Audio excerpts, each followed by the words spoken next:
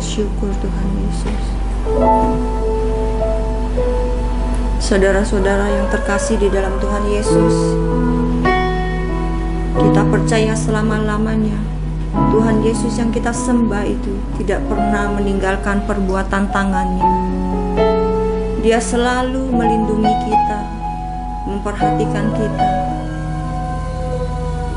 Dia Tuhan yang tidak pernah terlambat untuk menolong setiap kita. Apapun persoalan hidup saudara-saudara yang terkasih, mari pagi hari ini datang kepada Tuhan Yesus untuk menyerahkan semuanya ke dalam tangan Tuhan. Dengan iman percaya bahwa Tuhan sanggup menolong dan Dia tidak pernah terlambat untuk menolong hidup setiap kita. Mari dengan iman percaya kita naikkan satu pujian ini di hadapan Tuhan. Tak pernah tinggalkan perbuatan tanganmu, Yesus, Kaulah penciptaku. Amin. Sehelai rambutku jatuh, Engkau pun tahu, Yesus, Kau pedulikanku.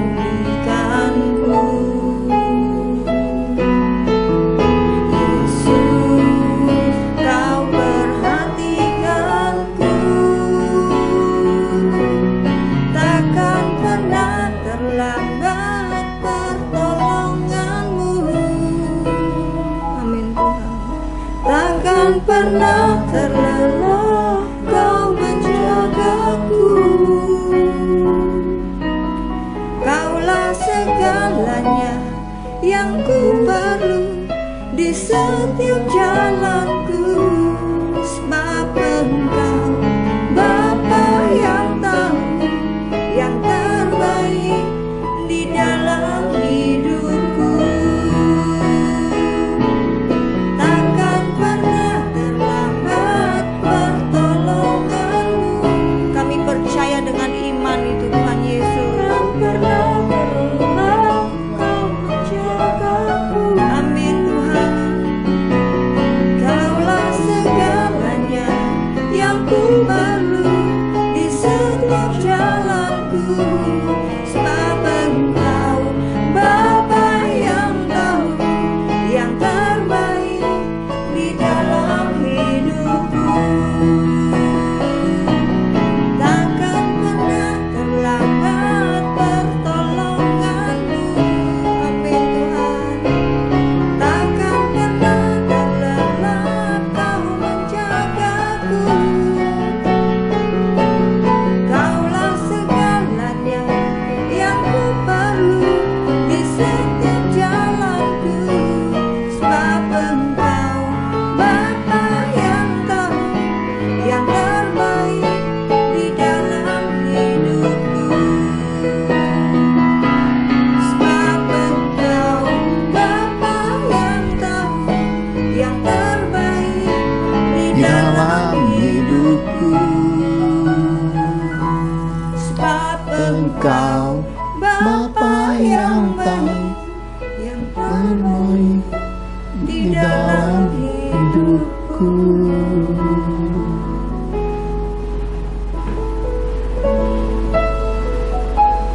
Sebab firman-Mu berkata, Engkau Bapa yang baik, Amin Tuhan. Bapa yang memberi roti, Bapa yang memberi ikan, menjawab doa-doa kami. Terima kasih Tuhan untuk anugerah-Mu. Ajarkan kami hidup menurut kebenaran firman-Mu, hidup di dalam kasih-Mu, melakukan semua perintah-perintah dan ketetapan-Mu dengan setia. Terima kasih Bapa. Terangi mata hati kami semua, curahkan roh hikmat, pengertian dan pengenalan yang benar akan Engkau di tengah-tengah kami, dan berkati kami semua. Di dalam nama Tuhan Yesus kami telah berdoa mengucap syukur, dan semua kami siap diberkati Tuhan. Sama-sama katakan amin. Shalom Bapak Ibu yang dikasihi Tuhan. Sebelum kita masuk lebih dalam lagi melihat isi hati Tuhan, dicerahkan oleh kebenaran firman-Nya, Izinkan saya membagikan apa yang Roh Kudus nyatakan kepada saya beberapa waktu terakhir ini, saudara terkasih. Hari ini adalah bertepatan 25 hari sudah kita merendahkan diri, berdoa, berpuasa, mencari wajah Tuhan. Roh Kudus membawa saya masuk pada ingatan-ingatan pada tahun 1998, saudara terkasih. Masa-masa itu menjelang krisis moneter itu adalah masa-masa paling banyak saya berdoa dan berpuasa. Baca Alkitab pagi, siang, dan malam, dan hampir semua detik dan menit waktu saya habiskan hanya untuk baca kitab suci, berdoa, berpuasa. Dalam beberapa waktu berat badan saya susut hampir separuhnya, saudara terkasih. Dalam keadaan nothing saat itu, apapun gak punya, tetapi ada satu kekayaan surgawi yang masuk dalam hidup saya saat itu. Damai sejahtera, dekat Tuhan, begitu karibnya dengan Tuhan, dan merasakan kebenaran kitab suci itu luar biasa. Saya diajari banyak hal saat itu. Dan dalam kurun waktu 1998 hingga hari ini 23 tahun lebih itu, Roh Kudus berkata saya baru beberapa hari terakhir ini, dia berkata, lihatlah keadaanmu nak. Ketika engkau mengunci diri, engkau ambil tempat-tempat tersembunyi, engkau berdoa kepada Bapamu yang tersembunyi, tak ada seorang pun yang melihat, tak seorang pun yang tahu, kata Tuhan.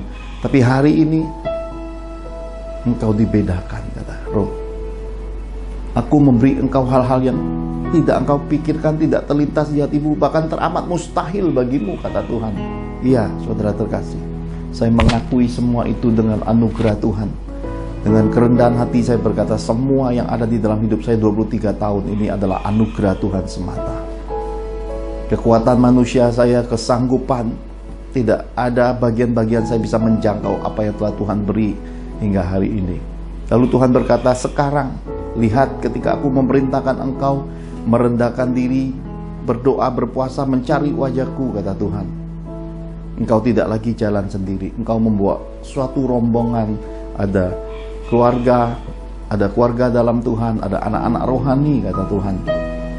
Sesungguhnya barang siapa yang mengikuti langkah-langkah ini, ketaatan oleh pimpinan roh seperti yang dipesankan Tuhan, akan dibedakan di masa depan.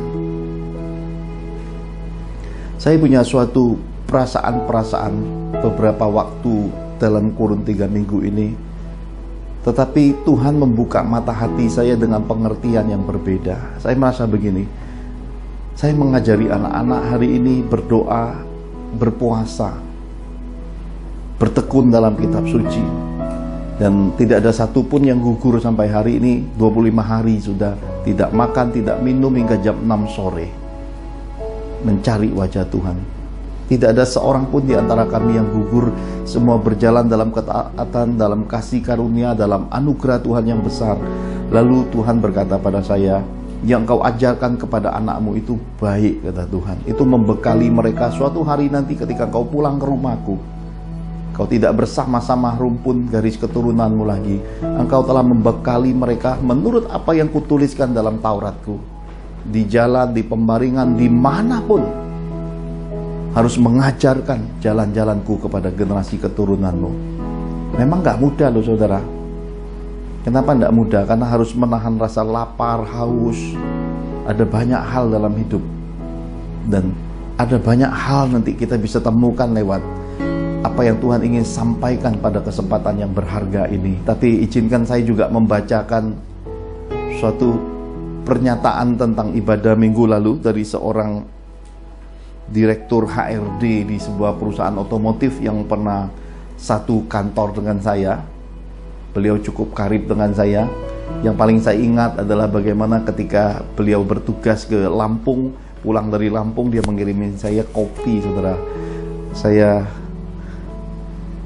masih ingat hari itu adalah panggilan kami yang karib adalah ya. Ada suatu kekaripan dari masa saya masih kerja di sekolah sampai hari ini, masih keakraban itu terjaga, terjalin dengan baik. yang mengirimin saya pesan di WhatsApp setelah mendengar khotbah online minggu lalu tentang menyenangkan hati Tuhan.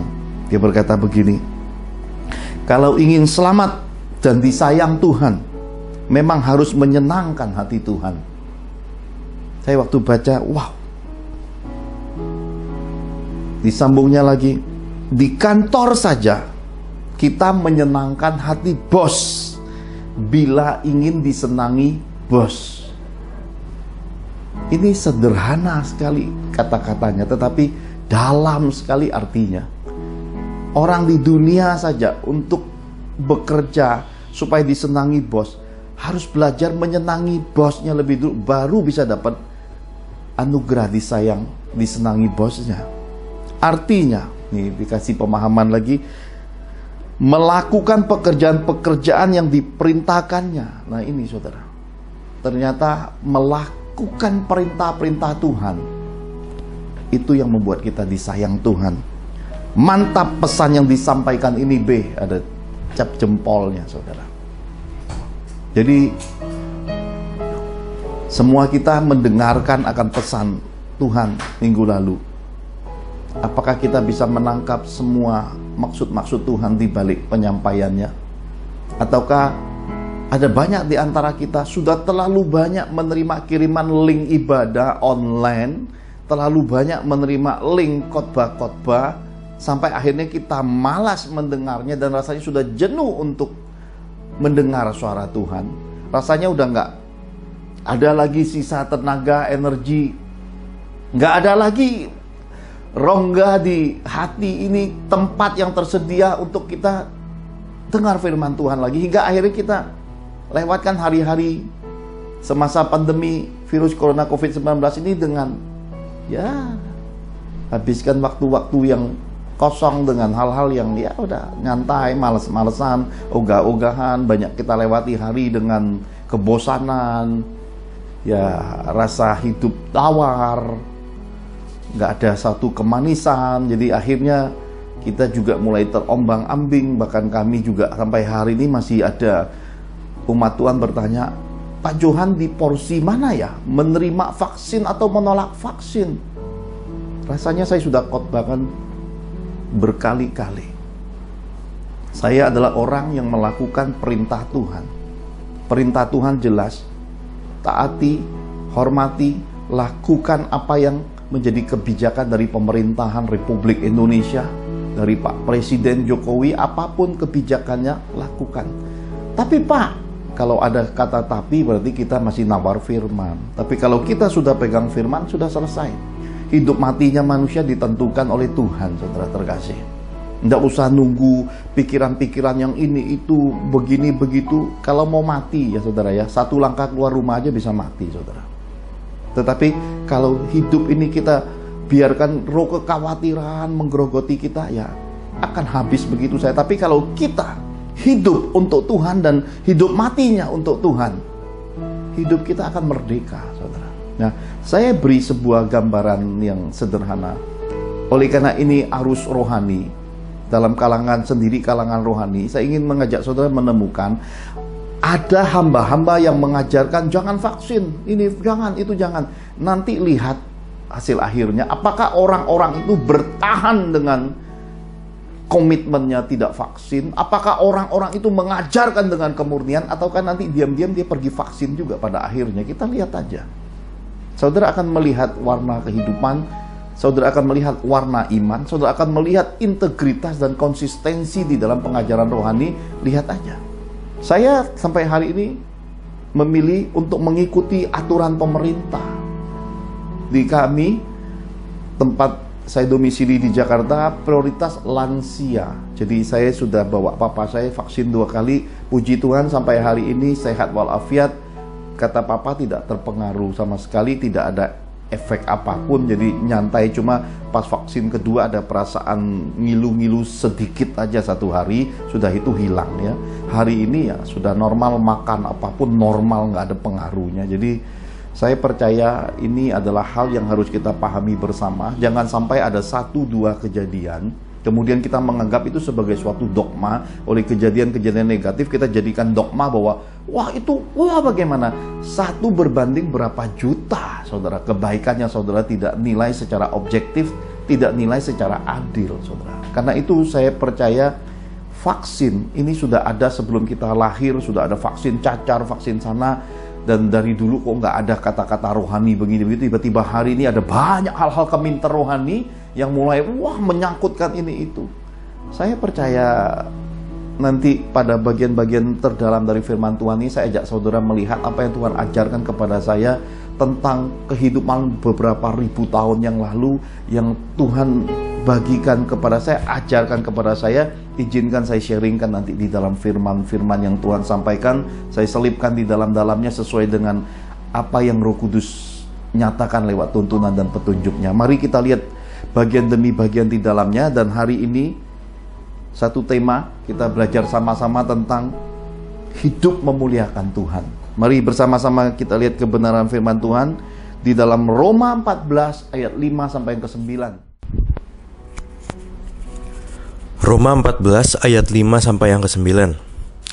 Yang seorang menganggap hari yang satu lebih penting daripada hari yang lain, tetapi yang lain menganggap semua hari sama saja. Hendaklah setiap orang benar-benar yakin dalam hatinya sendiri. Siapa yang berpegang pada suatu hari yang tertentu, ia melakukannya untuk Tuhan. Dan siapa makan, ia melakukannya untuk Tuhan, sebab ia mengucap syukur kepada Allah. Dan siapa tidak makan, ia melakukannya untuk Tuhan, dan ia juga mengucap syukur kepada Tuhan. Sebab tidak ada seorang pun di antara kita yang hidup untuk dirinya sendiri, dan tidak ada seorang pun yang mati untuk dirinya sendiri. Sebab jika kita hidup untuk Tuhan, jika kita mati untuk Tuhan. Jadi baik hidup atau mati kita adalah milik Tuhan. Sebab untuk itulah Kristus telah mati dan hidup kembali supaya ia menjadi Tuhan baik atas orang-orang mati maupun atas orang-orang hidup. Amin. Amin. Saudara terkasih, bagian yang pertama hidup memuliakan Tuhan, kita harus tahu tentang rahasia hidup dan mati. Kalau kita sudah paham akan rahasianya, mengerti akan jawaban Tuhan, mengerti solusi antara hidup dan mati, ya sudah saudara, sudah pegang kuncinya. Saya bersyukur kepada Tuhan di dalam Roma 14 ayat 5 sampai 9 ini dinyatakan sebagai jawaban buat semua umat manusia. Ini ada pemahaman tentang feng shui juga, saudara. Ya. Ada orang yang berkata, ini hari bagus, itu hari nggak bagus. Di sini ada. Siapa yang berpegang pada suatu hari yang tertentu, ini bicara tentang orang ingin dapat hari baik. Supaya kawinnya dapat hari baik, supaya lahirnya dapat hari baik, supaya matinya dapat hari baik. Bahkan dikatakan, yang melebihi itu, saudara ya, bukan hanya soal sebatas kubur atau apa. Ini kitab suci berkata, dan siapa makan. Ini bicara tentang sampai detail urusan makanan pun kitab suci memberi solusi di dalamnya, bahwa semua itu harus dilakukan untuk Tuhan. Kalau kita sudah pegang Tuhan, di dalamnya semuanya sudah ada. Yohanes 14 ayat 6 berkata, akulah jalan, akulah kebenaran, akulah hidup, kata Tuhan Yesus. Tidak ada seorang pun datang kepada Bapa di sorga tanpa melalui Tuhan Yesus. Itu udah jawaban, saudara. Itu udah mengunci semua kebenaran. Itu sudah menjadi jawaban semua kepercayaan. Di dalam Yesus semuanya ada, saudara. Apalagi yang kita cari kalau kita sudah berpegang kepada Tuhan sepenuhnya. Karena itulah hukum Taurat. Ada dua isi penting, dua kunci penting di dalam Taurat yang merupakan parameter paralel dengan hukum nurani. Yang pertama, kasihilah Tuhan Allahmu dengan segenap hatimu, segenap jiwamu, segenap kekuatanmu. Yang kedua, kasihilah sesamamu manusia seperti dirimu sendiri. Dua hukum ini udah menyatu, jadi bagian yang melengkapi hukum yang ada di dalam kehidupan. Itulah hukum roh. Dan ketika Tuhan Yesus menyatakan suatu kesempurnaan di dalam hukum kasih-Nya, hukum roh itu mencapai dimensi kasih karunia. Bukan lagi kekuatan manusia, karena manusia tidak akan pernah bisa menggenapi hukum Taurat. Manusia tidak akan sanggup menggenapi apa yang tertulis dalam kitab suci, tetapi oleh roh, oleh pengorbanan Tuhan Yesus di atas kayu salib, darahnya yang mahal itu tertumpah. Dan seisi bumi menerima bayaran lunas, umat manusia bisa ditebus dari semua perbuatan dosanya. Dan oleh kebangkitannya, kita punya Tuhan bukan selagi kita hidup saja. Sesudah kita mati pun Tuhan yang sama masih menghidupkan kita. Itu rahasia hidup dan matinya ada di semuanya itu, saudara. Dan ketika kita merendahkan diri menurut kehendak Tuhan, saya disuruh baca kitab suci itu satu hari satu kitab. Hari ini sudah masuk 25 kitab. Saya belajar melihat seperti 23 tahun yang lalu, ini lebih detail, lebih clear lagi, dan lebih besar lagi teropong, dan bagaimana Tuhan membawa saya melihatnya. Bukan itu aja, hal-hal sederhana di dalamnya bahkan disingkapkan kepada saya. Rumpun dari keluarga mama saya itu bermarga, saudara, karena garis keturunan kayak Bu Angel lah ya, saudara ya, garis keturunan mama saya, saudara. Kalau papa saya rumpun keturunannya orang gunung, saudara. Nah, sering kali kita melihat ada tulisan di dalam film-film, kalau saudara ketik di Google ada tulisan Qin, saudara ya, Q-I-N ya, Dynasty Qin ya, saudara ya. Dulu saya nggak ngerti apa itu ya, tapi hari ini oleh roh, dan ketika saya sharing ngobrol dengan Bu Angel nyatakan itu tulisannya Qin, Pak, tetapi kalau dibaca itu adalah dinastinya Qin. Jadi itu persis dengan marga dari rumpun keluarga mama saya, dinasti Qin. Suatu dinasti yang ada di negeri Tiongkok, saudara. Dinasti yang menyatukan negara-negara saat itu yang terpecah dari beberapa negara. Dia punya mimpi dari kakek buyutnya, dari pendirinya, sampai ke generasi dia. Dia menyatukannya dan menaklukkannya lewat peperangan. Dan ada beberapa hal di baliknya yang luar biasa sebenarnya. Kenapa saya berkata luar biasa? Ketika sedang giat-giatnya menaklukkan kota dan kerajaan-kerajaan teritorial, justru ada suatu strategi yang luar biasa. Dikatakan mereka membangun sebuah terusan.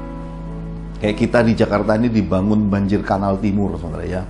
Suatu terusan yang menghubungkan antara sumber air dengan daerah-daerah yang luas, kering, dan belum pernah dipakai untuk pertanian oleh karena tidak ada air. Tapi untuk pembangunan terusan ini banyak pengorbanan dan banyak waktu, bahkan mereka harus menghentikan perangnya, saudara. Kenapa? Karena sebagian dari tenaga prajurit harus dikerahkan bersama rakyat untuk menggali terusan ini, saudara. Butuh waktu berpuluh-puluh tahun, saudara. Dan sesuatu yang dikerjakan dalam ketekunan, penuh air mata, penuh pengorbanan, pada akhirnya selesai. Kekristenan diajarkan Tuhan juga, semua orang dipesankan roh harus lewat padang gurun roh. Semua orang tanpa terkecuali pasti akan lewati ujian Yesus. Apa itu ujian Yesus? Ujian batu menjadi roti, ujian di atas bubungan bait Allah, ujian di atas gunung yang tinggi. Apakah kita berani melepas seisi dunia ini? Hal-hal duniawi apakah akan menjadi sandungan buat hidup kita, atau sebaliknya kita tidak terikat sama sekali dengan hal duniawi? Semua ujian itu akan datang dalam hidup kita seperti yang dipesankan Roh Kudus. Karena itu, saudara, inilah mengapa Tuhan Yesus selalu pesankan, jalannya dan pintunya itu sempit dan sesak, sedikit orang bisa menemukannya dalam kehidupan. Berarti rahasia ini besar dan dalam. Banyak orang mungkin belum tahu, atau banyak orang tahu dan akhirnya nggak capai. Kenapa? Karena jatuh, gagal terus di dalam ujian kehidupan, teralihkan oleh berbagai hal yang disodorkan oleh nafsu manusia, oleh dunia ini, oleh setan-setan. Sedikit orang yang bisa mencapai hati Tuhan. Sedikit orang yang bisa memahami hati Tuhan. Sedikit orang Kristen yang bisa menyenangkan hati Tuhan. Dan pada akhirnya bisa hidup memuliakan Tuhan. Selagi hidup sampai akhir hidup, hidup memuliakan Tuhan. Ini rahasianya, rahasia roh, rahasia kehidupan yang Tuhan bagikan pada saya, saudaraku. Pada dinasti Qin itu, tiba-tiba ada banyak rakyat dari berbagai negara yang akan mereka taklukkan itu hijrah. Kenapa? Oleh karena kesulitan makanan, kesulitan panen, kesulitan hidup, kesulitan ekonomi, mereka hijrah ke negara Qin. Kenapa? Karena di sana ternyata dibagikan tanah gratis, dikasih perlengkapan pertanian, diberi kerbau, diberi benih untuk menanam, untuk bertani, diberi makanan, diberi perbekalan. Maka negara dinasti Qin itu makin kuat. Kenapa? Karena rakyatnya bertambah dengan sendirinya di balik efek bertahun-tahun membangun terusan itu, saudara. Ini juga sebenarnya merupakan strategi dan pesan yang dari Tuhan untuk bangsa kita Indonesia. Siapapun presiden kita, siapapun pemimpin bangsa ini, siapapun yang duduk mewakili rakyat atas bangsa ini, harus berpikiran untuk mengelola kekayaan yang ada di bangsa ini untuk dipersiapkan bagi generasi yang akan datang, saudaraku. Suatu keadaan ini akan membuat bangsa kita, Republik ini, Republik Indonesia ini menjadi bangsa yang diperhitungkan di muka bumi ini. Kenapa? Karena punya sumber daya yang kaya di muka bumi, punya jumlah rakyat yang banyak. Dan kalau ini dikelola, saudara, ini akan jadi negara yang kuat. Bahkan akan jadi lumbung-lumbung pangan atas bangsa-bangsa, saudara. Tetapi sejarah mencatat dari zaman ke zaman, yang menghancurkan semuanya adalah moralitas manusia, korupsi, ketidakjujuran, hilangnya kenasionalisme, dan sifat patriot manusianya hilang, moralitasnya itu merosot dari generasi ke generasi. Orang gampang dibeli, cari untung sedikit, menghancurkan dan merugikan banyak orang. Itu yang membuat suatu bangsa tidak bisa survive, tidak bisa mencapai destiny-nya di muka bumi. Maka Tuhan memberi saya melihat generasi-generasi ini, dan bagaimana, saudara, kehidupan ini ternyata bergulir seiring waktu. Dan ketika dia mencapai semua kemuliaan itu, mencapai mimpinya, ternyata persoalan baru ketika orang mencapai yang disebut dengan kemapanan, nyaman, enak, diberkati. Ternyata persoalan baru muncul dari situ. Siapa sangka dinasti Qin ini berakhir kerajaan yang begitu besar, kokohnya, mantapnya, dreams yang tercapai, itu hancurnya di tangan Qasim, saudara. Karena Roh Kudus berkata buat saya, lihat akhirnya, nak. Karena dia takut tua, takut mati, cari obat sana sini, maka kita sering menemukan the yellow book-nya Qin Shi Huang, saudara. Qin Shi Huang sebenarnya, bukan Qin Shi Huang. Hal-hal seperti inilah yang kita mesti pahami. Pada akhirnya hidup itu ada kodrati manusianya, saudara. Ada kuasa Tuhan yang menentukan bahwa manusia itu umurnya terbatas. Tidak ada kuasa apapun, sains, kehebatan, kepintaran manusia yang bisa melampaui kodrati. Hari ini saudara coba lihat di muka bumi, berapa banyak manusia umurnya 150 tahun. Mungkin hampir tidak ada, saudara. 120 tahun aja sudah langka, saudara. Jadi kalau kita memahami rahasia kehidupan seperti ini, kita tidak akan buang waktu hidup kita untuk hal-hal tidak berharga, saudara. Berhentilah jadi pengamen, mengasihani diri sendiri dengan 1001 nyanyian, cari perhatian dunia, cari perhatian manusia, karena manusia nggak akan pernah memberi saudara hati. Yang punya hati itu cuma Bapa di sorga. Karena dia yang bisa menggerakkan manusia-manusia sekitar hidup kita, memberi hatinya untuk menolong, untuk memberkati kita. Kalau kita nyanyi di dunia ini, dunia akan pandang rendah hidup saudara. Semakin saudara nyanyi nyanyian mengasihani diri sendiri, saudara akan terus disepelekan, bahkan dicatat dalam rekam jejak digital hidupmu bahwa kamu orang yang cengeng, tidak beriman, menghujat Tuhan, tidak bersyukur, dicatat sampai nanti anakmu besar, rekam jejak itu tidak bisa terhapus. Tapi kalau saudara bertekun melakukan firman dengan penderitaan yang mungkin hanya sesaat, kurang uang, ada banyak air mata, tidak dilihat orang, tidak digubris orang, tapi kalau waktu Tuhan sudah tiba, seperti kita sedang membangun terusan, sedang membangun kanal itu, tinggal buka pintu sama Tuhan karena wadahnya udah siap, itu akan jadi kesuburan, saudara.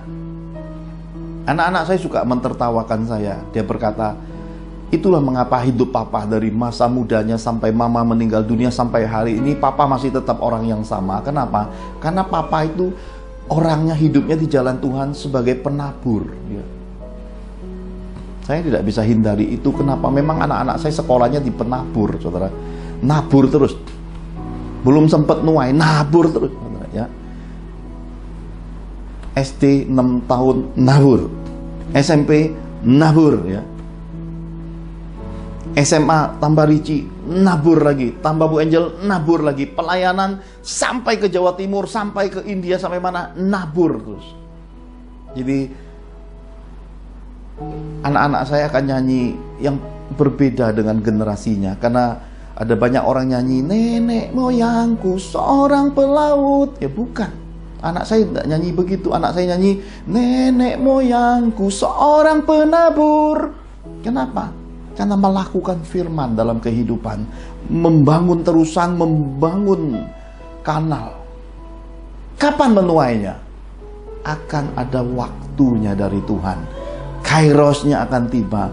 Terkadang kita melakukan yang gak populer di mata orang-orang rohani. Di dalam kehidupan kadang kita dipandang hina, dipandang rendah. Tapi sebenarnya kita sedang berjuang dalam kehidupan. Dahulu istri saya, almarhumah istri saya, membagikan cerita-cerita kehidupannya. Dia berkata dulu waktu kami kuliah, itu adalah masa paling susah. Waktu kakak ipar saya, Bu Elizabeth Mangunsong, dengan istri saya kuliah, itu mertua saya sempat mengalami serangan sakit, saudara. Kesusahan ekonomi, sampai akhirnya istri saya itu dibekali, dianugerahkan kasih karunia ngajar orang ngeles. Jadi pulang kuliah ngajar anak-anak SMP, SMA ngeles. Jadi dikaruniakan hati seorang guru. Di saat bersamaan pakaian dia bisa kombinasi, hanya beberapa potong, tapi itu kelihatan baru terus karena bisa kombinasi pakaian. Jadi hidup ini ada seninya dari Tuhan. Bahkan dikatakan mama mertua saya sempat jual pempek saat itu, saudara, ya. Masa-masa sulit ketika mama mertua saya datang ke Jakarta melihat kedua putrinya. Papa mertua saya sempat terserang sakit, bahkan sempat dikatakan entah pingsan entah mati di kamar, berhari-hari nggak ketahuan. Ternyata nggak bangun dari tempat tidur. Itu masa-masa paling kritis dalam kehidupan. Bahkan dibawa ke rumah sakit, sempet salah suntik sampai nggak sadar. Tapi isi saya cerita saat itu, semua sekeluarga berdoa mengandalkan Tuhan. Dalam tempo 1 bulan, papa mertua itu beroleh kekuatan, disembuhkan, disadarkan, dan di bulan-bulan berikutnya dia dapat proyek besar senilai miliaran saat itu di kota Bangka Belitung, saudara. Maka semua saudara-saudara ipar saya saat itu, diceritakan istri saya sempat pergi ke Israel, kemana istri saya yang nggak sampai ke Israel karena kerja saat itu. Dia sangat tanggung jawab, komitmen dengan pekerjaan. Keluarga-keluarga diberi anugerah keluar, istri saya tidak. Maka ketika saya diberi Tuhan kesempatan, saya cepat bawa anak-anak saya pergi ke Israel untuk melihat tanah kelahiran Yesus, untuk melengkapi apa yang kurang pada generasi mamanya, saudara. Anugerah yang turun-temurun harus diceritakan bagi anak cucu kita, karena merupakan pembekalan nenek moyang. Seperti dinasti Jin itu, Tuhan mengajari saya bukan suatu kebetulan. Karena ada banyak kali saya bertanya, mengapa begitu besarnya bangsa itu bisa diserang, dijajah Jepang, bangsa yang lebih kecil? Saya dulu bertanya, saya nggak pernah ngerti. Tapi Rewel ada download satu film ke saya, The Last Emperor. Setelah saya melihat dinasti Qin, kemudian ternyata masuk dinasti Three Kingdom, ini sangat populer, ada banyak anak-anak Tuhan senang film Three Kingdom, saudara. Ternyata sesudah dinasti Qin itu mengalami kemerosotan, kehancuran, muncullah generasi bukan Liu Bei tapi Liu Bei, ya. Bu Angel bilang kita suka salah baca ejaan bangsa lain, Liu Bei, ya. Generasi Quan Kong, ya, yang hari ini disembah jadi dewa yang pegang toya besar itu, saudara. Generasi mereka. Sesudah itu berakhirnya generasi itu, saya waktu pergi ke Cina, saya diberi sebuah cerita tentang ketika Manchuria ingin masuk menyerang Cina. Itu di sana populer kalau saudara suatu hari bertandang ke negeri tirai bambu, seorang jenderal besarnya jatuh cinta pada salah satu selir rajanya. Dikatakan dia minta pada rajanya untuk jadi istri, kalau dia diberi, dia berkata dia akan mengabdi sampai generasi keturunannya nanti akan ngabdi di kerajaan, tapi rajanya nggak mau ngasih. Akhirnya hancurnya kerajaan Cina saat itu adalah ketika tembok Cina dibuka dari dalam, saudara. Manchuria masuk dan negeri Cina saat itu dikuasai bangsa Manchuria. Masih rumpun Cina juga, tetapi di The Last Emperor dikatakan rajanya mati, tidak ada penggantinya, maka cucunya yang bernama Puyi itu umur 3 tahun menggantikannya, saudara. Bayangin, film itu dramatis sekali karena ratunya memberikan dekret, sesudah berikan dekret itu dimasukkan mutiara hitam di mulutnya karena mati sesudah melepaskan dekret bagi cucu kecilnya yang bernama Puyi. Dan ternyata Puyi inilah jalan masuknya Jepang ke penjajahan Cina saat itu. Jepang masuk lewat mana? Ketika Puyi masuk jadi raja, negeri tirai bambu itu bergejolak. Mereka masuk dimensi tidak mau lagi kerajaan, maunya jadi republik. Kemudian raja kecil ini tersingkirkan, keluar dari Forbidden City, tetapi oleh bangsa Jepang dia buka. Dia ingin kembali jadi raja, kembali ke tanah kelahirannya Manchuria. Dia mendirikan Manchukuo saat itu, saudara. Disitulah Jepang berdomisili, maka Puyi itu terkenal sebagai raja boneka, katanya. Dan apa? Jepang mendirikan pusat perlengkapan senjata sampai senjata biologisnya di dalam film itu digambarkan. Dan setelah cukup dan kuat, baru dia melakukan serangan ke bagian terdalam dari kota, dari bangsa negeri tirai bambu Tiongkok itu. Dan waktu saya lihat itu, saudara, bergejolak sampai akhirnya film itu berakhir pada generasi Mao Zedong. Kalau saudara nanti pergi, saya juga sempat melihat Forbidden City, saudara. Saya sempat dengar ceritanya bagaimana ketika bangsa asing masuk, itu bahkan tong-tong air itu dikerok. Kenapa? Saking kayanya Forbidden City, ya. Itu tong-tong itu isinya emas, lapisannya dikerok, tiang-tiangnya dikerok semua, saudara, ya. Maka kota itu benar-benar dijarah habis-habisan pada masanya. Lantainya nih ada beberapa bangunan tuh emas dikerok semua, saudara. Mao Zedong itu ketika menguasai Cina, saya dengar cerita dari orang-orang di sana. Dia tidak tinggal di Forbidden City. Kenapa? Dia berkata terlalu kuat dunia magis dan tidak semua orang kuat. Maka dia membuat suatu area tempat tinggal tidak jauh dari situ. Dan kemudian generasi Mao Zedong ini, kalau saudara pelajari, saudara punya keluarga, saudara akan tahu ada banyak sekali air mata, kesusahan masa-masa itu. Mereka menguatkan fondasi bangsa, saudara. Dan kemudian kita bisa melihat hari ini sesudah Mao Zedong, kita bisa menemukan sampai hari ini, saudara, bangsa ini begitu kuatnya secara ekonomi. Tuhan kasih saya lihat suatu keadaan zaman. Apakah hari ini akan menjadi suatu jawaban bahwa Tuhan akan datang segera? Siapa yang bisa beri kepastian? Saudara perhatikan film-film tahun-tahun 50-an, 70-an dengan hari ini. ada suatu perbedaan yang signifikan di balik dunia seni, dunia film.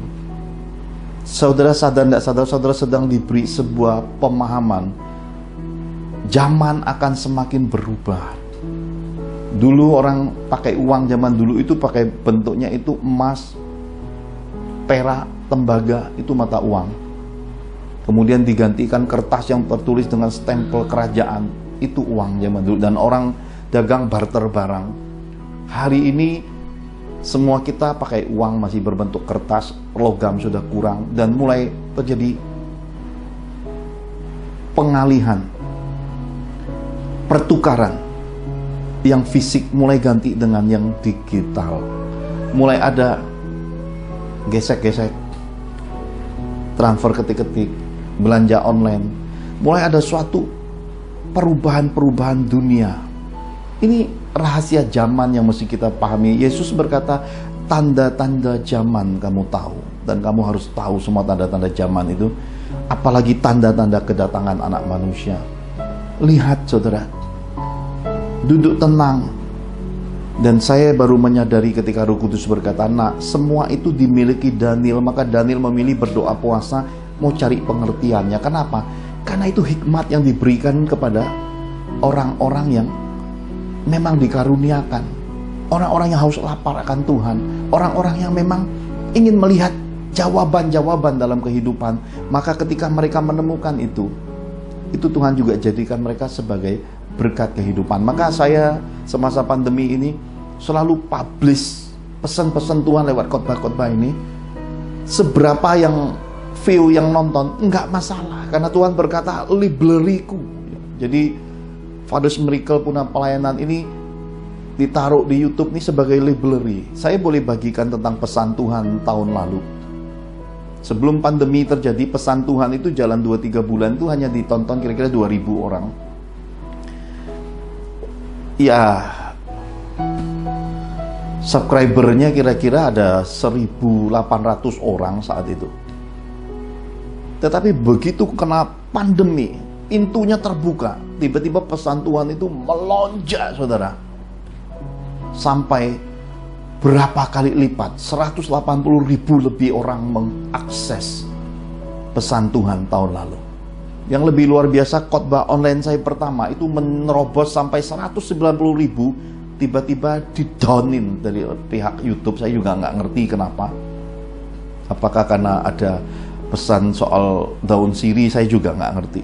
Tetapi apa yang Tuhan pesankan ini adalah suatu keuntungan bagi saudara yang sudah bertekun sejak awal mengikuti pesan-pesan Tuhan ini, karena ini bukan suatu hasil editan atau cap cip cup sana sini. Ini pengajaran murni yang Tuhan beri pada saya, yang saya bagikan buat umatnya sesuai petunjuk-petunjuknya secara langsung saudara. Seperti yang saya diajarkan Tuhan berpuasa, saya ajarkan anak-anak saya, hari ini saya ajarkan ke saudara, adalah sesuatu yang murni apa adanya, tanpa dikurangi ataupun dilebih-lebihkan. Tidak ada maksud-maksud tersembunyi, semuanya murni apa adanya. Karena itu saya percaya rahasia hidup dan mati ini harus kita tangkap sebagai hal yang penting untuk hidup memuliakan Tuhan. Nah saudara, saya ingin mengajak saudara juga melihat bagian yang kedua. Karena seringkali ada satu kalimat iman yang diucapkan berkali-kali oleh anak-anak Tuhan. Hidup bagiku adalah Kristus, hidup bagiku adalah Kristus, dan mati adalah keuntungan. Ini diucapkan berulang-ulang. Tapi sedikit pengertian, pemahaman di balik ucapan iman ini, apa maknanya? Nah, saya ajak saudara melihat bagian yang kedua. Mari kita bersama-sama melihat Filipi 1 ayat 18 sampai yang ke-26. Filipi 1 ayat 18 sampai dengan yang ke-26, demikian Tuhan berfirman, tetapi tidak mengapa, sebab bagaimanapun juga Kristus diberitakan, baik dengan maksud palsu maupun dengan jujur. Tentang hal itu aku bersukacita, dan aku akan tetap bersukacita, karena aku tahu bahwa kesudahan semuanya ini ialah keselamatanku oleh doamu dan pertolongan Roh Yesus Kristus. Sebab yang sangat kurindukan dan kuharapkan ialah bahwa aku dalam segala hal tidak akan beroleh malu, melainkan seperti sedia kala, demikian pun sekarang, Kristus dengan nyata dimuliakan di dalam tubuhku, baik oleh hidupku maupun oleh matiku. Karena bagiku, hidup adalah Kristus dan mati adalah keuntungan.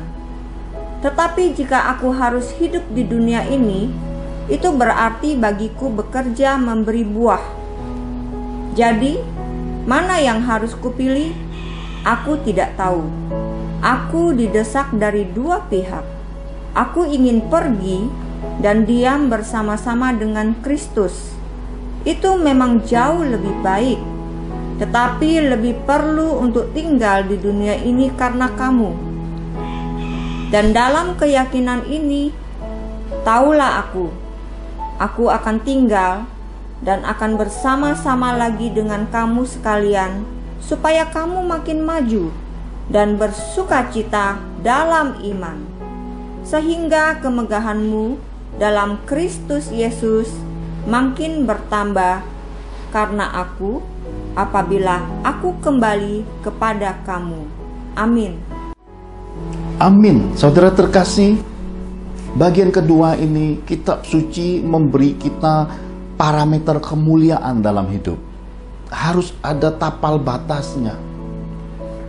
Harus ada hal-hal yang mendasari iman. Kalau dasarnya ada, baru kita bisa tahu dan mengukur seberapa dalamnya. Sebab kemuliaan itu ada hal-hal yang mendasarinya, saudaraku. Dalam hidup juga ada hal-hal yang mendasarinya, saudara. Supaya kehidupan ini jangan sampai kita hidup di dalam mimpi-mimpi semu, mimpi-mimpi siang bolong, berfantasi rohani, taruh pengharapan setinggi langit, pencapaiannya selangit rumah aja nggak sampai. Padahal masih terlalu tinggi pengharapan itu. Hingga akhirnya kepayahan, frustasi karena tidak pernah bisa menjangkau, menembus langit rumah. Sedangkan harapannya masih di langit angkasa, awan-awan permai. Karena itulah, kalau kita mendengar kalimat hidup bagiku adalah Kristus dan mati adalah keuntungan, itu jangan sebatas hanya sebuah kalimat yang dikutip kemudian semua orang terpesona dan kemudian semua orang mengkultuskan, menganggap wah demikian saleh rohaninya. Nanti dulu, kitab suci harus dibaca lengkap, saudaraku. Karena itulah ketika Tuhan perintahkan saya membacanya lengkap, semakin kelihatan semuanya, saudara. Seperti tadi saya berkata bahwa saya generasi penabur. Saya tidak memilih untuk kesenangan diri. Setelah istri saya meninggal dunia pun saya masih tetap memilih untuk menabur, pasang kawat gigi anak-anak. Sementara saya sendiri tidak terawat dari kecilnya. Saya lebih mengalah untuk memperbaiki generasi. Anak-anak saya giginya bagus, saudara. Ya, pasang kawat gigi, kemudian bisa main musik, belajar gitar. Itu nggak gratis, saudara. Itu perlu biaya dan itu semua menguras semua berangkas tabungan saya.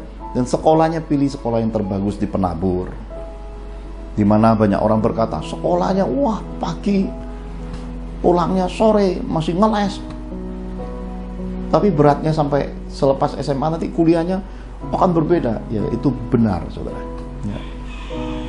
Kuliah juga di tempat yang lumayan. Oleh pertolongan Tuhan bisa kuliah di tempat-tempat yang jadi berkat. Dan saya mesti juga lagi menabur di kuliah ini. Setiap 6 bulan sekali harus keluarkan uang yang cukup besar. Jadi kalau Pak Johan hidup seperti ini, parameternya apa hidup ini, hidup yang memuliakan Tuhan? Yang pertama, kitab suci berkata tidak beroleh rasa malu. Ini penting sekali, saudara. Karena ada banyak kali dalam kehidupan ini kita proklamirkan pernyataan iman. Kita nyatakan kita orang karib, kita orang yang melayani Tuhan, orang yang mengenal Tuhan, kita orang Kristen sejati. Tapi ternyata kelilingnya dilihat kita aja malu. Nggak usah orang lain buat kita malu, diri sendiri aja malu, saudara. Kenapa? Karena kata-katanya tidak sesuai dengan bobot dan kualitas hidupnya.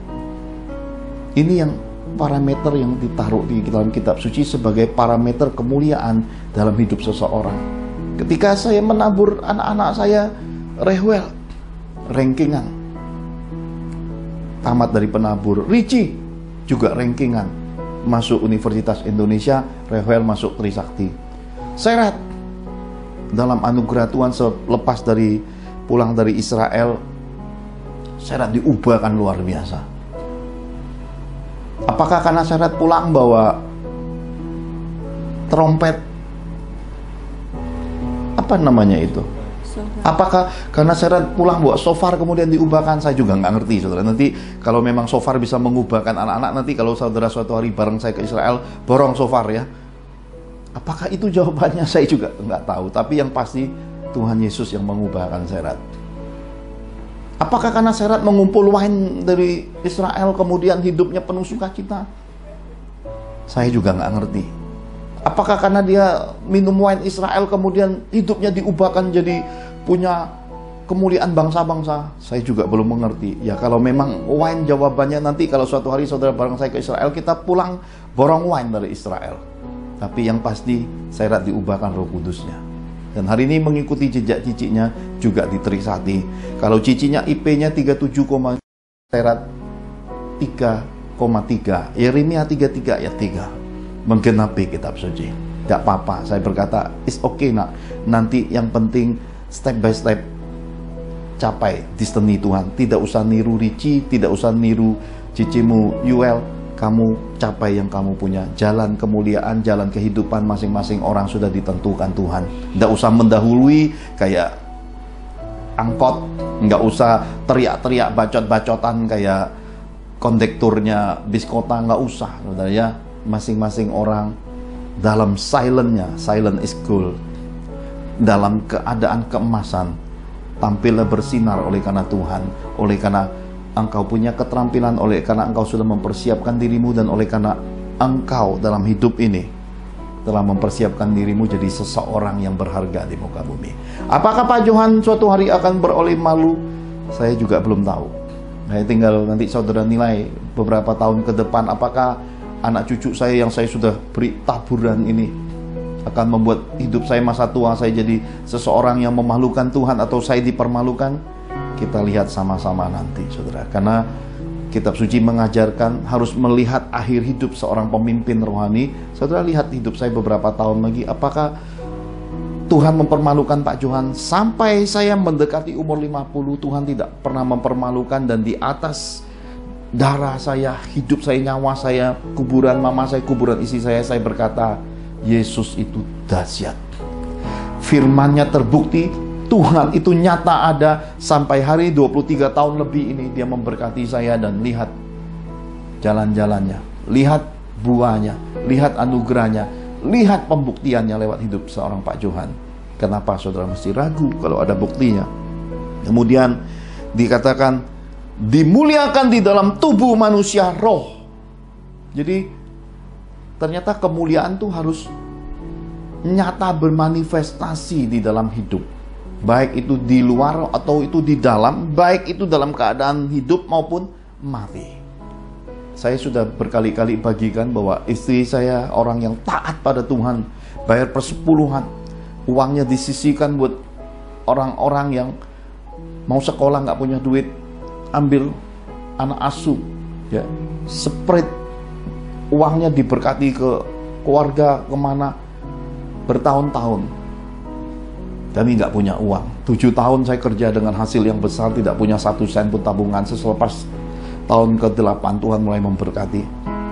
Dan waktu istri saya meninggal dunia, dia tidak pakai uang hutang atau uang Pak Johan atau berangkas rumah, tidak. Tuhan turun tangan. Berkat uang kematian istri saya itu melebihi berkat yang ada. Kenapa? Bisa beli tanah di San Diego Hills, bisa beli peti jenazah, bisa taruh karangan bunga hidup yang nilainya fantastik, lebih dari 70 jutaan itu, saudara.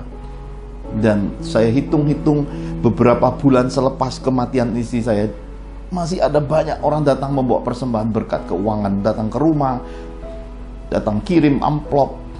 Ternyata di hari matinya pun Tuhan memberi penghargaan tertinggi, saudara. Jadi kitab suci ini ya dan amin. Bukan hanya semasa hidup, saat kita mati pun anak cucu kita akan melihat, orang-orang akan melihat bagaimana di hari mati kita pun Tuhan tetap dimuliakan dalam hidup kita. Ini anugerah yang Tuhan pesankan. Kemudian dikatakan hidup yang merdeka, hidup yang memberi buah. Ini juga merupakan parameter kemuliaan.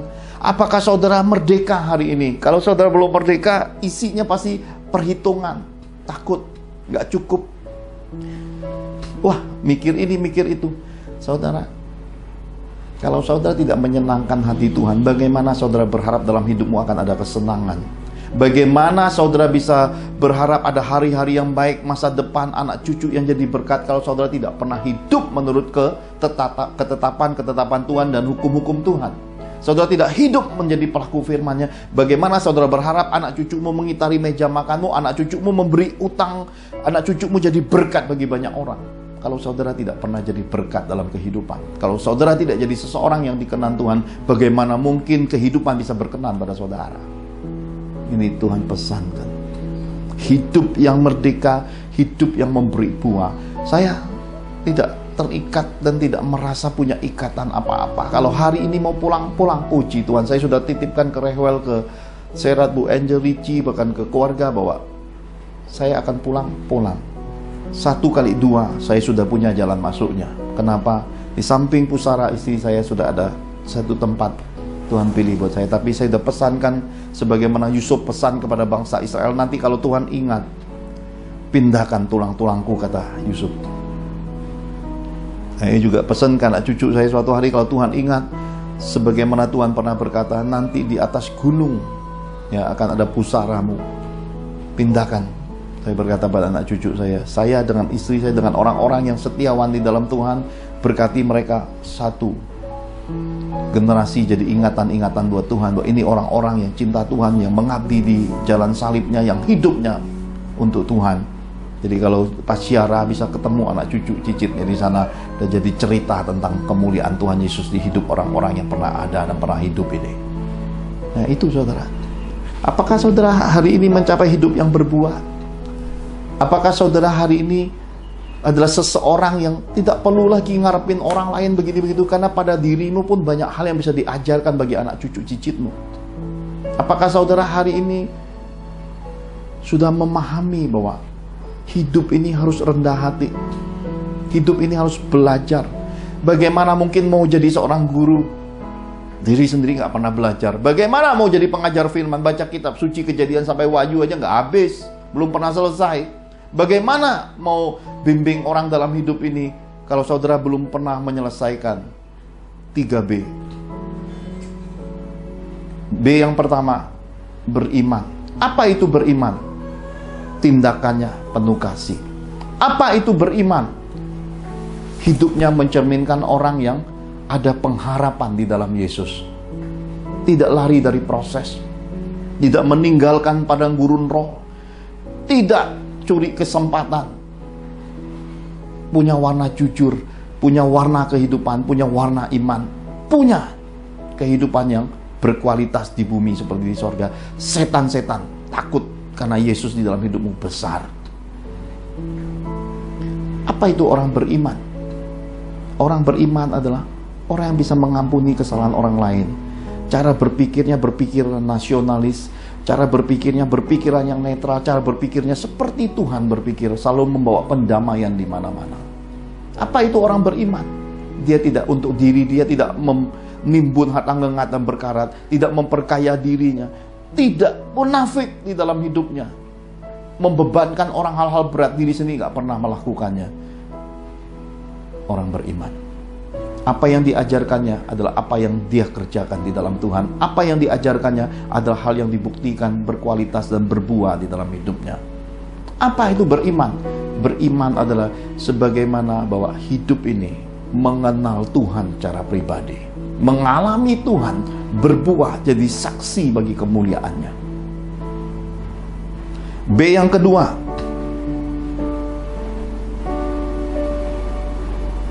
berdoa. Apa itu berdoa? Punya hubungan yang mendalam dengan Roh Kudusnya. Punya waktu-waktu berharga, memahami ketetapan, peringatan-peringatan dan hukum-hukum Tuhan. Apa itu berdoa?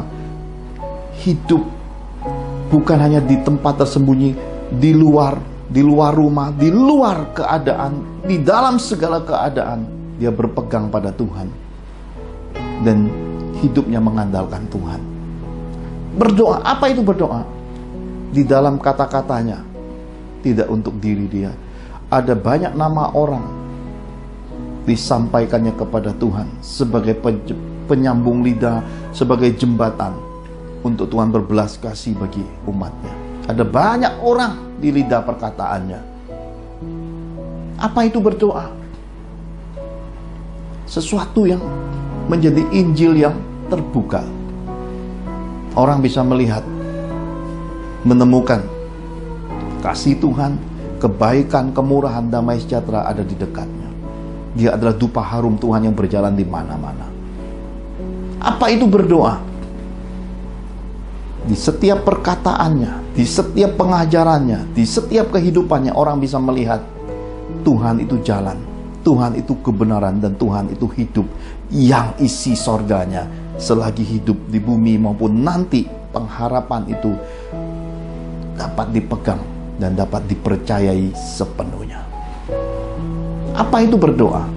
Berdoa adalah bagaimana menempatkan, mengimpartasikan Tuhan turun-temurun bagi rumpun anak cucunya. Saudara, saya baca semasa Daud mencapai masa keemasan, dikatakan banyak kerajaan takluk mengirim upeti. Hati Raja Daud ingin membangun rumah Tuhan, karena Daud berkata, aku tinggal di istana yang begitu megah, tapi Tuhanku masih di sebuah kemah, masih kemah bongkar pasang. Lalu Tuhan berkata lewat nabi-nabinya, pernahkah aku meminta kepada hakim, kepada nabi, kepada penguasa-penguasa bahwa aku minta dibuatkan rumah? Tuhan itu nggak butuh rumah ternyata, saudara. Karena dia mengembara bersama bangsa pilihannya saat itu. Dan bangsa pilihannya dia bawa kemana-mana. Di mana ada Tuhan, di situ ada bangsa pilihannya. Imamat Rajane, bangsa yang kudus, bangsa pilihan Tuhan. Apakah hari ini kita masih sebagai pribadi yang sama? Di mana ada Tuhan, di situ ada kita. Di mana kita ada, Tuhan ada di situ. Lalu, oleh karena anugerah Tuhan yang besar, diberinya kesempatan bagi Daud. Tapi bukan kamu yang membangun, karena Tuhan berkata, kamu seorang prajurit, tanganmu berlumuran darah, tapi anakmu. Saya waktu baca itu, saudara, ada banyak kali saya bertanya, Daud ini anaknya ganteng-ganteng, gagah-gagah, kenapa milihnya Salomo? Ternyata kalau saudara baca kitab suci harus baca lengkap sampai Tawari. Tuhan yang ngomong, ternyata nama Salomo itu nama pemberian Tuhan sendiri. Dan Tuhan memilih Salomo dengan pesan dia yang akan membangun rumah Tuhan. Ditulis jelas sekali, saudara. Dan kita bisa melihat 2 kali Salomo berjumpa pribadi dengan Tuhan. Dan ini menjawab, ada banyak orang berkata, kalau orang ketemu Tuhan, dia tidak mudah untuk menyimpang. Nanti dulu, saudara, ya. Ternyata ini jawaban yang saya temukan tahun ini. Hikmat dan pengertian dan jawaban Tuhan sebagai parameter iman dalam kehidupan ini. Kalau saudara menggantikan kemuliaan dengan duniawi, saudara suatu masa akan lupa Tuhan. Dan sebelum kehidupanmu berakhir, kitab pengkhotbah akan masuk dalam hidupmu. Semuanya sia-sia. Baca kitab pengkhotbah, itu kitab terbaik yang pernah dibuat oleh seorang Salomo. Kenapa? Isinya kesia-siaan semua. Dan bagian akhirnya merupakan kesimpulan. Hidup takut akan Tuhan, melakukan perintah-perintahnya, melakukan hukum-hukumnya. Itulah sebenarnya bagian terpenting. Melakukan apa yang dikenan Tuhan, saudara. Pemahaman ini merupakan pemahaman dari isi kitab suci.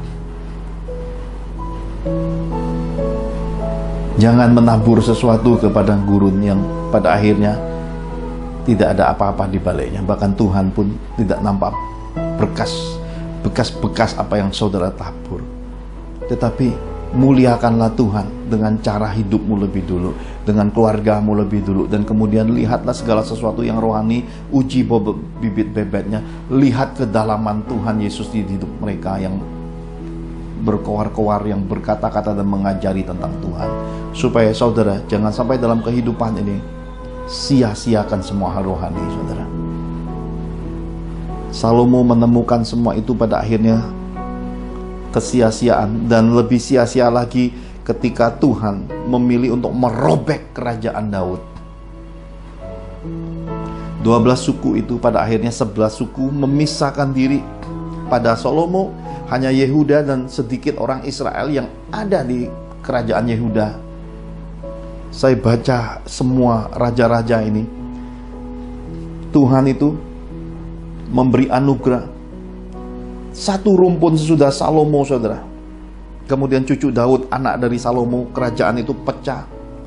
Terus lebih dari 20-an raja menggantikan. Dan itu semua masih darah Daud. Karena Tuhan berfirman tidak akan menghapus generasi Daud, keturunan Daud dari tongkat kerajaan. Tuhan setia dengan firman-Nya, saudara. Dan sepanjang sejarah raja-raja Yehuda, saudara, jahat, baik, jahat, ada yang baik-baik, jahat-jahat, sampai yang terbaik pada generasi Josia. Paskah dirayakan lagi, saudara, ya. Tapi lihat, tetap karena firman Tuhan itu mengakhiri segala sesuatu dengan caranya yang luar biasa. Ada rumpun keturunan Daud hanya jadi raja beberapa bulan aja, kemudian dibawa ke pembuangan, dan itu masa-masa berakhirnya kursi kerajaan di bawah garis keturunan Daud. Tapi yang 11 suku lain, suku Israel, kerajaan Israel, itu hampir semuanya catatannya isinya jahat di mata Tuhan. Dimulai dari Yerobeam bin Nebat, itu jahat sampai akhirnya, saudara. Jadi saudara terkasih di dalam Tuhan, di balik semua parameter ini,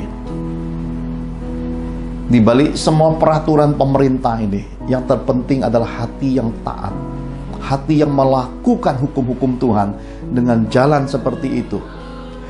Seperti apapun pergantian generasinya, seperti apapun perubahan zamannya, seperti apapun krisis dunianya, kita tetap akan survive.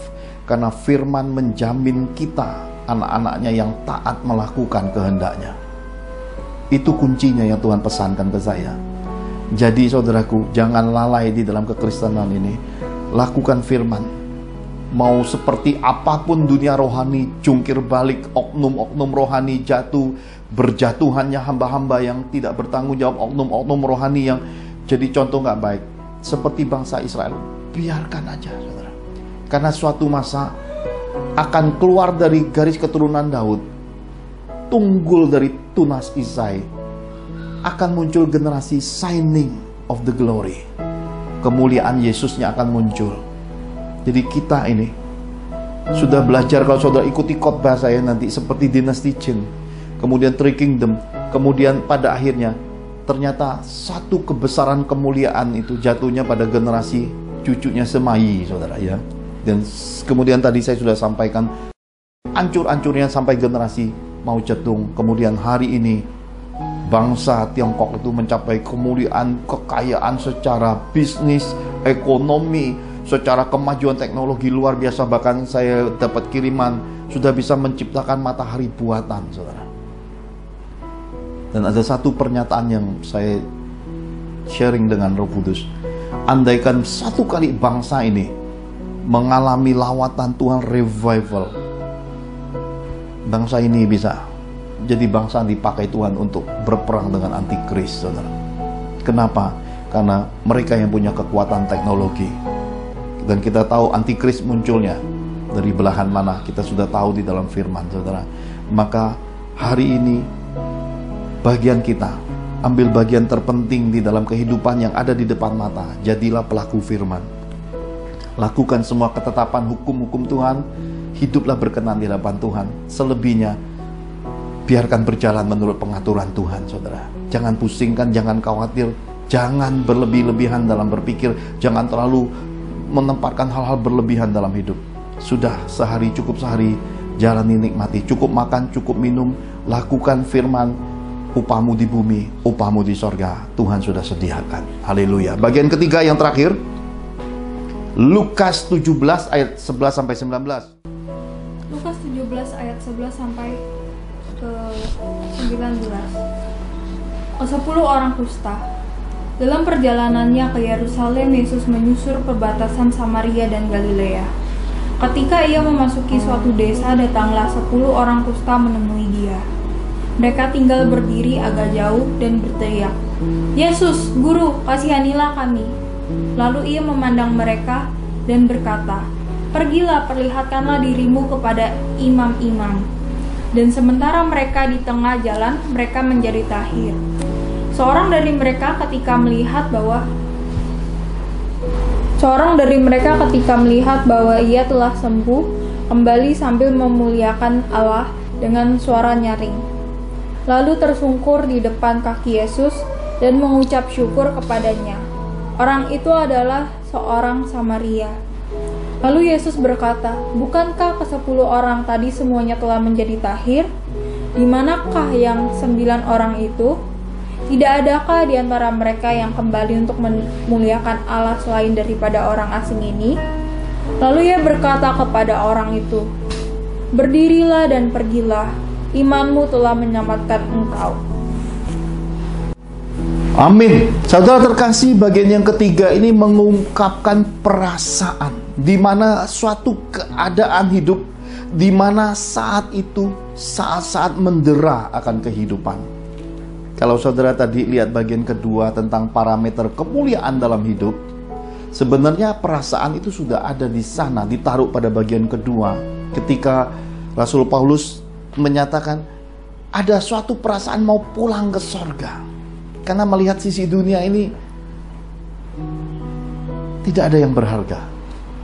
Pulang sorga itu berharga. Tetapi kalau dia pulang ke sorga, dia melihat ada satu perasaan lagi. Aku harus tinggal untuk apa? Untuk menyelesaikan tugas pelayanan dan pekerjaan Tuhan. Pemuritan, mentoring itu masih menjadi kewajiban seorang Rasul Paulus, karena dibebankan di dalam pelayanannya untuk mendewasakan umat pilihan Tuhan, untuk memberi pemahaman pengertian yang benar akan tentang Injil Yesus. Perasaan-perasaan inilah yang dimiliki orang-orang yang mencapai batas, tapal batas, dan mencapai titik parameter kemuliaan Yesus. Saudara, kalau saudara belum mencapai perasaan-perasaan ini, berarti saudara harus lebih giat lagi mencari Tuhan. Karena orang yang mencapai perasaan kemuliaan di dalam kehidupan ini akan menyerahkan semuanya kepada Tuhan. Mereka tidak lagi mengejar duniawinya. Mereka tidak akan lagi memperhamba diri kepada mamonnya. Mereka tidak akan berhitungan lagi dan kemudian dengan banyak perkataan negatif kemudian sekilas langsung menghakimi. Tidak, mereka akan punya keadilan hidup, kemurnian hidup, dan bisa menilai mana yang benar, mana yang palsu, mana yang fitnahan. Karena di dalam diri seseorang ketika kemuliaan itu sudah semakin besar dan Yesus semakin besar, sensor kebenaran itu kuat bekerja di dalam diri mereka. Karunia membeda-bedakan roh itu ada pada mereka. Nah saudara, dalam kisah bagian ketiga ini ada 10 orang kusta. Ini merupakan pesan Tuhan untuk datang menyerahkan hidup kepada Yesus. Kenapa? 10 orang ini sakit kusta di perbatasan Samaria dan Galilea. Mereka berteriak yang sama, teriakan perasaan, "Kami orang terkutuk, kami dibuang dunia, tidak ada obatnya, tidak ada harapannya, uang sudah nggak ada manfaatnya buat hidup."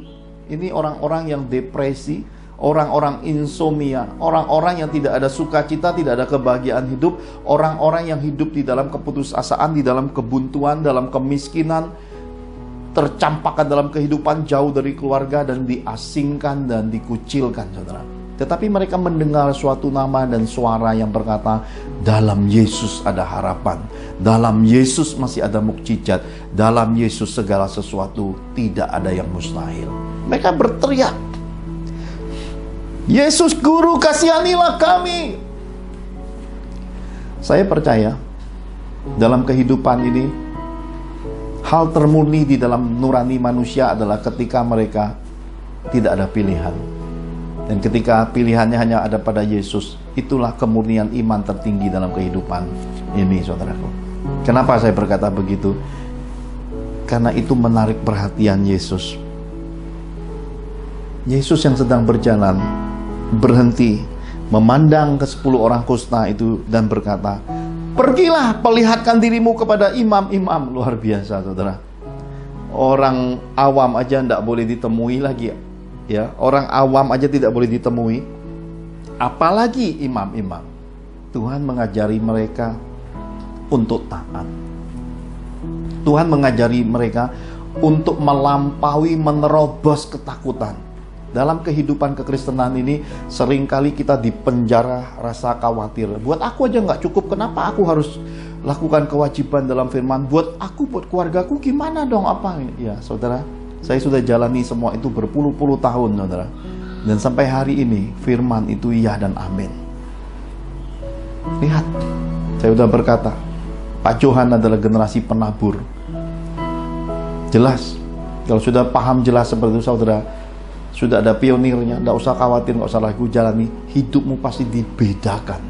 Hidupmu pasti berbeda dengan angkatanmu, rumpunmu, keluarga besarmu, bahkan orang-orang sekitarmu. Kenapa?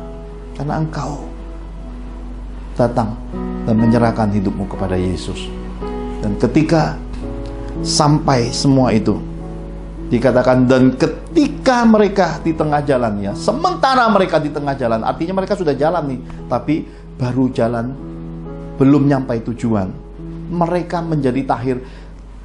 Kusta itu penyakit kulit yang ada boroknya, yang mungkin akan kelihatan dari muka, dari tangan, dari jari, maka bisa ngancurin tulang. Bayangin, kesembuhan itu mengikuti ketaatan hati mereka. Mukjizat mengikuti hati saudara yang taat. Itu kuncinya. Kalau saudara ingin mengharapkan mukjizat Yesus, saudara harus mengembalikan imanmu pada iman yang paling murni dalam hidupmu. Pilih Yesus, lakukan firman Yesus, lakukan perintah-perintah Yesus, dan saudara, lepaskan segala hal yang menghalangi, semua dosa yang merintangi, semua beban, siapapun, apapun, seperti apapun, lepaskan dan raih, serahkan hidupmu pada Yesus. Itu kemuliaan tertinggi di dalam kekristenan.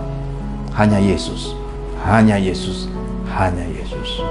Kitab suci berkata, mereka jadi tahir, tetapi yang menjadi hal yang mengherankan bagi Tuhan Yesus, di antara 10 orang kusta ini cuma 1 yang datang kepada Yesus. Itu orang asing, berarti bukan orang Israel murni. Dan kemungkinan besar itu orang Samaria. Bagaimana mungkin yang 9 sembuh pergi lupa? Nah inilah, di dalam kekristenan hanya 10% orang yang tahu budi, tahu bakti, saudara. Selebihnya itu mereka cuma ikut Yesus hanya untuk cari mukjizat, untuk sembuh, untuk jadi kaya, untuk jadi terkenal.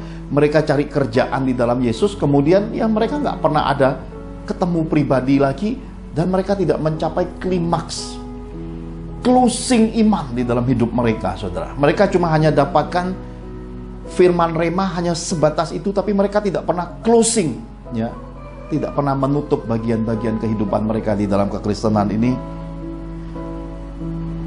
Di dalam keheranannya Yesus berkata, bukankah ke-10 orang tadi semuanya telah menjadi tahir? Di manakah yang 9 orang itu? Mana? Ditanya. Anugerah Tuhan besar bagi setiap kita yang mendengarkan pesan Tuhan ini. Apakah engkau tergolong 9 orang kusta yang pergi membawa kesembuhan, membawa mukjizat, bahkan engkau juga malu mau kesaksian, engkau menutupi kemuliaan Tuhan di dalam hidupmu, dan engkau merasa gengsi, ya, harga diri keluargamu lebih besar daripada menyaksikan kebaikan Tuhan di hidupmu, di keluargamu? Ataukah engkau adalah seseorang yang berbalik, menyadari bahwa tanpa Yesus, jalan hidup itu cuma hitungan waktu-waktu kesengsaraan semua, saudara. Tanpa Yesus tidak akan ada kelegaan. Tanpa Yesus, semua jalan hidup itu sudah habis saat itu. Tragis saat itu. Dan akan tidak ada tambah hal yang baik, akan semakin menuju ke hal-hal memilukan saat itu. Tetapi karena Yesus, apakah budi baik Tuhan ini, apakah kasih Tuhan ini harus diabaikan segitu aja? Ya, Tuhan tidak mencabut kasih karunia, saudara. Tapi saudara masih tahu, masih ada closingnya di dalam kehidupan, closingnya, buah kehidupannya. Masih ada kehidupan sesudah kita hidup. Saat kita mati nanti, kehidupan yang lain baru dibuka. Apakah hanya sebatas nikmat di dunia yang kita capai? Menang sesaat, sembuh, diberi kekayaan, diberi uang, diberi nama, popularitas, diberi kepercayaan, pegang sejumlah umat. Apakah cuma itu kepuasan? Apakah cuma itu tujuannya untuk berjumpa pribadi dengan Yesus itu? Ataukah sebaliknya, mencapai sorga Yesusnya? Karena dikatakan, tidak adakah di antara mereka yang kembali untuk memuliakan Allah selain daripada orang asing ini? Lalu Yesus berkata kepada orang itu, kata berdirilah. Berarti orang ini datang pada Yesus sujud, saudara. Kerendahan hati. Kerendahan hati. Di dunia berarti hanya 10% di dunia ini orang yang punya kerendahan hati. Kenali orang-orang yang 10% ini. Dan saudara, bersyukur kalau punya keluarga orang-orang yang rendah hati. Orang-orang rendah hati, orang-orang yang tegas. Orang-orang yang memilih mengabaikan semua hal-hal yang mendera perasaannya, membuat rasa-rasa palsunya perasaan, permainan-permainan perasaan, dan banyaknya intimidasi di pikiran mereka abaikan.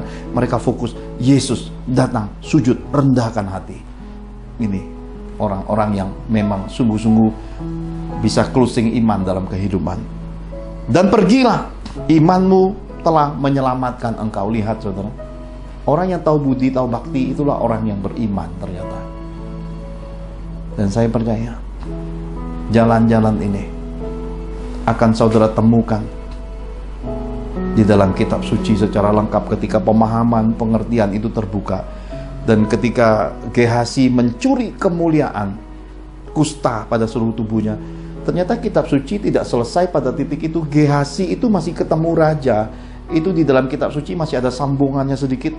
Dan Gehazi itu cerita tentang kemuliaan Tuhan kepada raja itu, tentang seorang janda yang anaknya mati. Dan ternyata hanya demi menolong janda dan anaknya yang mati, itulah Tuhan pakai Gehazi yang sakit kusta itu, saudara. Jadi mari sadarilah, kalau Tuhan buka pintu kesempatan untuk saudara berbalik dari tingkah laku yang jahat, bertobat dari semua kekerasan hati, kedekilan hati, kesombongan rohani, daripada keangkuhan hidup, dari segala hal yang saudara berontak di dalam Tuhan itu, berbaliklah dengan segenap hati. Kembalilah untuk hidup pikul salib, sangkal diri, hidup untuk memuliakan Tuhan Yesus sampai tak berkesudahan, sampai nafas ini berhenti, sampai kita kembali ke rumah Bapa. Diberkatilah semua orang yang hidupnya memuliakan Tuhan. Diberkatilah mereka yang hidup taat akan Tuhan. Diberkatilah mereka yang berpuasa mencari wajah Tuhan, yang taat melakukan kehendaknya. Mari kita angkat kedua tangan kita. Kita akhiri ibadah ini di dalam doa dan doa berkat melalui Pastor Serat. Saudara-saudaraku yang terkasih dalam Kristus, pilihlah hidup yang memuliakan Tuhan, meski tak mudah. Dan seperti yang diajarkan hambanya dalam khotbah yang barusan kita dengar, maka perlu sangkal diri dan pikul salib untuk bisa mengasihi Tuhan Yesus dalam kehidupan ini. Setia hidup dalam firman-Nya, setia hidup dalam kasih Yesus, biarkan tangan Tuhan menolong kita semua. Dan oleh hikmat, pengertian, dan pengenalan yang benar akan Dia, dikaruniakannya bagi kita semua. Haleluya.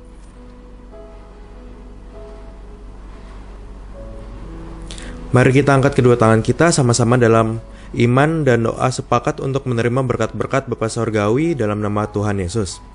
Tercurahlah Roh Kudus, Roh kebangkitan dari Yesus Kristus, Sang Penebus dunia.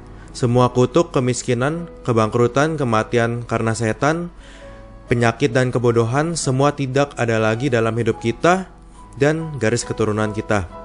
Tetapi berkat kemuliaan Bapa, Tuhan Yesus dan Roh Kudus tercurah penuh dalam kita semua. Hari ini hingga Maranatha, kita terima berkat-berkat Tuhan ini dalam nama Tuhan Yesus. Sama-sama kita katakan, Amin. Amin. Tuhan Yesus memberkati.